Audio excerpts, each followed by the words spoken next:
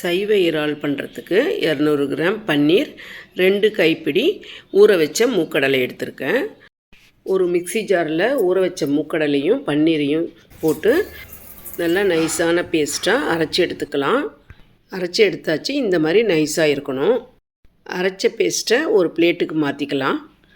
இது கூட ஒரு கைப்பிடி அளவு அரிசி மாவு சேர்த்து நல்லா மிக்ஸ் பண்ணி விட்டுக்கோங்க. நல்லா மிக்ஸ் பண்ணியாச்சு. இப்போது இதிலேருந்து சின்ன சின்ன உருண்டைகளாக எடுத்து நீல வாக்கில் உருட்டி எடுத்துக்கோங்க. இந்த மாதிரி இப்போ இறால் மாதிரி நம்ம சுருட்டி எடுத்துக்கலாம்.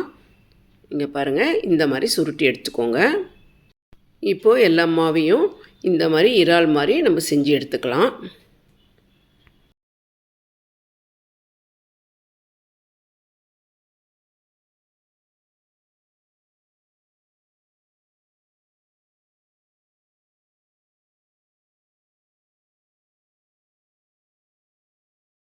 இந்த மாதிரி நீல வாக்கில் சுருட்டின மாவை இந்த மாதிரி கத்தி வச்சு இந்த மாதிரி நேராக கோடு போட்டு இது மாதிரி கிராஸாக கட்டிங் போட்டு சுருட்டியும் எடுத்துக்கலாம். இது எறா மாதிரியே இருக்கும் பார்க்குறதுக்கு.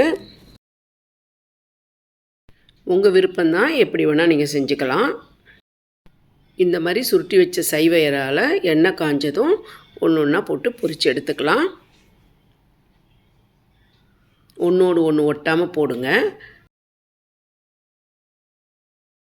ஒரு பக்கம் செவந்ததும் மறுபக்கம் திருப்பி போட்டு நல்லா செவந்த பிறகு எடுத்துருங்க.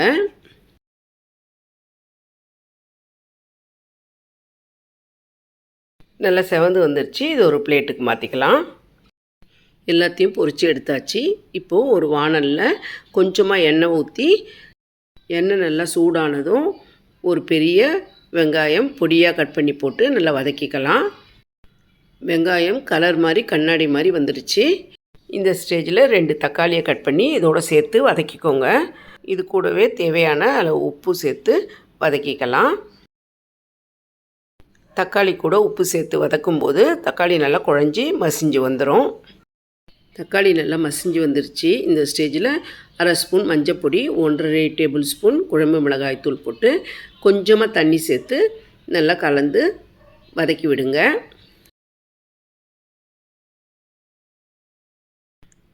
நல்லா சுண்டி வந்துருச்சு பாருங்கள். இப்போது கருவேப்பிலையும் சேர்த்து நல்லா வதக்கி விட்டு நம்ம பொரித்து வச்சுருக்க சைவ இறாலை இதோடு சேர்த்துக்கலாம்.